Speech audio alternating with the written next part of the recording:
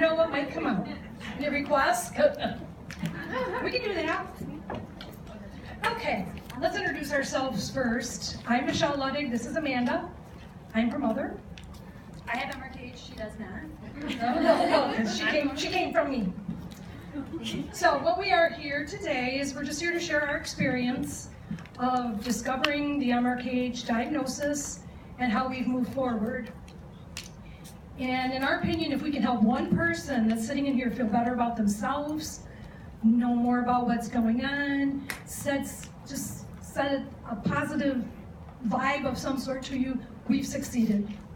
Because everybody, by just coming here today, you were brave enough to just walk in the door. You made the decision to come here. You have people that are here to support you, and be very proud of that. That you have parents that care, and significant others that care enough to be here with you today. And I know there's a lot of other people that do care about you, they just couldn't make it today. My husband being one of them. And brother. Okay, we're gonna start by saying that even though everybody's story is different, there's a lot of similarities that we've heard over the years about what goes on in people's lives and their stories. Especially when you're talking to so many groups, you see some really horrible struggles and difficulties that people have experienced.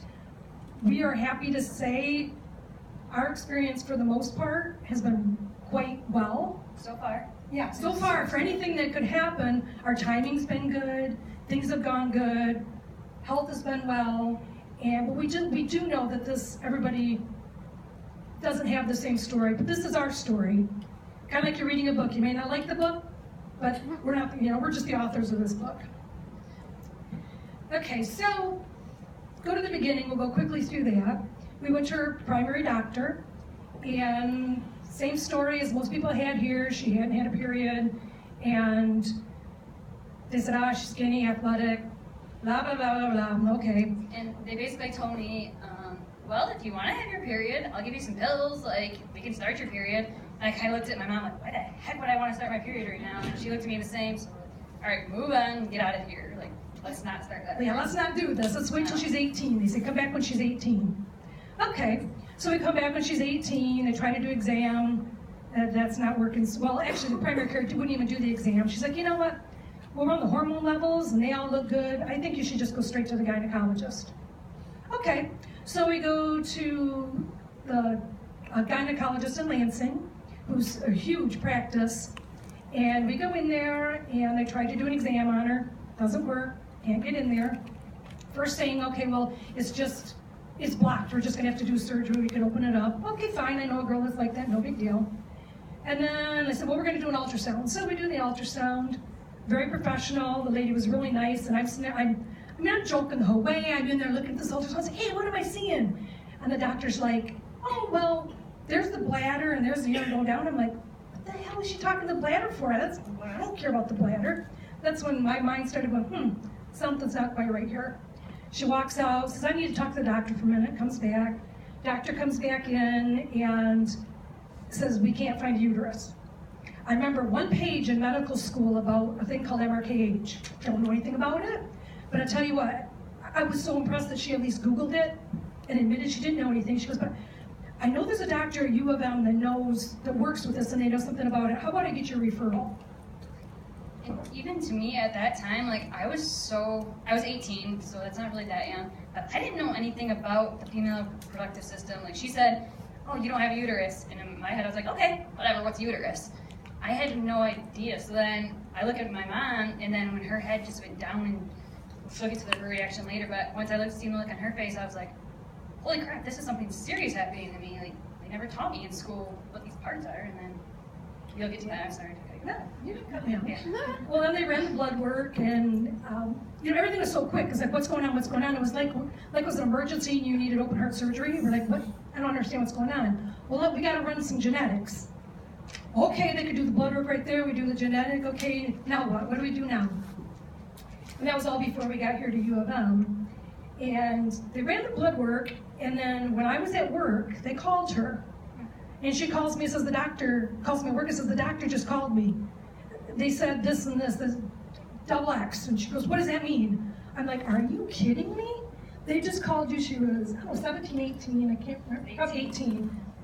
They just called you and told you whether you're a male or female genetically on the phone. She goes, you're kidding me. You mean they could have told me I was a male? And I'm like, I can't believe they just at did the this. time, I didn't feel any less than a woman. Like, yeah, I found out what a uterus was, they told me, and I'm like, okay, I'm still a woman. Like, there's nothing different about me. So then when they told me, like, you're XX, you're a woman, I was like, well, duh.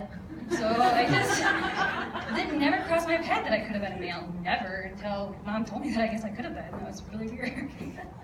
But then the gynecologist sent us here, and they sent us to have an MRI, or have her have an MRI, and so that we could take it here to U of M, and we got a CD, and we brought it here to the U of M, and that was for you, right, Doug? Oh, that is, okay. Well, I guess what you're trying to say is just like, before I got the MRI, everything was like just clouded for me because I didn't physically feel any different. So to me, I was like, okay, yeah, this still sucks, but it wasn't that horrible yet because I'm like, I physically feel the same. There's still a chance because they haven't done the MRI, so the doctors are probably wrong. Like, it's probably no big deal right now. So I was still kind of in just the clouded journey right now. Okay, then our reaction when we did find out, like most everybody's, we sat in disbelief, didn't know what to say, we were confused. Amanda would ask questions as they popped into her head about surgery. Well, Mom, does that mean I can't have babies? Yes, Amanda, that's what it means. And she stood there for a while. Oh, do I have to have surgery? I don't know, Amanda. This was the hardest thing for me, I think, at the beginning, because this was the first time in my life that my mom didn't have the answers for me. As a child, my whole life, both my parents, anything I had a question about, anything, they always had the answer. So I just kept questioning her, and she didn't have an answer, and I started to get angry at her, because I was like, why don't you have the answer? You always have the answer. Go figure it out, Mom, and tell me what it is, because it was just weird, and I'll get to the point where you're able to get past that, but at first you do feel that anger, because you're my mom. You're supposed to always know this stuff. Why don't you? Because I didn't. So from there we drove home from the doctor's office, and we talked to her dad and her brother. And her brother, it's an older brother, and he was very special after we talked about this. And we sit quiet for a minute, and he says, tell you what, he said, I'm going to get a good paying job, and I'm going to pay for her to have a baby. One way or another, we're going to get you a baby. And we suggested kidnapping, but I thought, that probably isn't a good idea. And actually, he graduates now the first weekend in May, and he'll have his doctorate of physical therapy. So he's followed through on that part of the plan. So I don't need him. We'll figure it out. Just kidding. I'm kidding. But yeah, really, when we drove home at first too, my brother, he is a huge support system. My dad is too. My fiance, I'll get to that later too. But when we got home that first day, I completely ignored my dad. I completely ignored my brother. I was just embarrassed, and that's not something you really talk to about men at that age or anything. So I just avoided them and ran away, and I knew that Mom would take care of it, and eventually I could talk to them, but for the beginning it was just like, just get away from me. And then Amanda told her boyfriend Adam, and he's now her fiance. He's sitting right up here in the front. And Adam has been a rock. He has never skipped a beat in this and never changed his mind about how he felt about Amanda. They are engaged to be married coming end of September of this year. So telling him was really one of the most difficult things. We were dating for maybe 6 months before I found out, and I'm an open book. I wear my emotions on a sleeve. So he worked night shift and was sleeping, and I just called him with a voicemail just crying. I was like, I need to talk to you right now, I need to talk to you. So he woke up, and he had about just 15 minutes from there to work, and I just ran to his house, cried my eyes out, told him I'd said things that weren't even true. I was just like, I don't have a hole down there, I have surgery right away, you're never gonna have sex with me, nothing's gonna happen, I don't know what's going on. And he just kind of sat there and shot, like, all right, well, you wanna go to dinner tomorrow? Like, it was just, okay, cool. Like, he wasn't upset or like, he wasn't ignoring the situation at all, but he was just, all right, like, let's move forward. What's the big deal? Let's just, because I didn't really know, how was I supposed to explain to him what was going on when I didn't even know myself? So like, I just started blurring things out, and he's like, all right, well, we'll just figure it out. So that was huge to me, to have someone do that. But then now that I talked to him this last week, I was like, well, how did you feel at the time? He's like, honestly, I just didn't comprehend it. I couldn't figure out. All I knew that you were crying, you were upset, I needed to hug you, make you feel better. Let's move on, deal with it later. So, I mean, that was great to realize that. I expected him to say, screw you, I'm gone. Like, you can't have sex, you can't have kids, bye. But no, he wasn't at all. So there are really great guys out there, and I see a lot of them here today too. So that's great.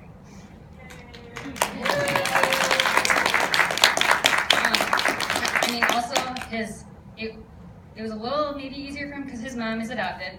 So he was able to talk to her right away. So he went and talked to her, and she advised that we talk to her because she didn't really know much about her adoption, but she advised we go talk to his grandma.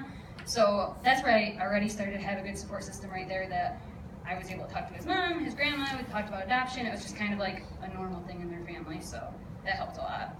But every time for the next few months, even though he was so supportive there and it felt so great, the next few months, every single time I would talk to him about MRKH, because you'd stop talking about it, then you do, and you have the conversations, every single time I freaked out thinking he was going to break up with me. No matter what I said, no matter what I did, and he wasn't. Like, I tell him that now, and he's like, why would you think that? Like, I never once thought about breaking up with you. That's just who you are. I love you as a human. I don't care about the rest of it. I don't care about the having sex. I don't care about having kids in the future. We're 18 years old. Like, let's just enjoy life right now, and I like you.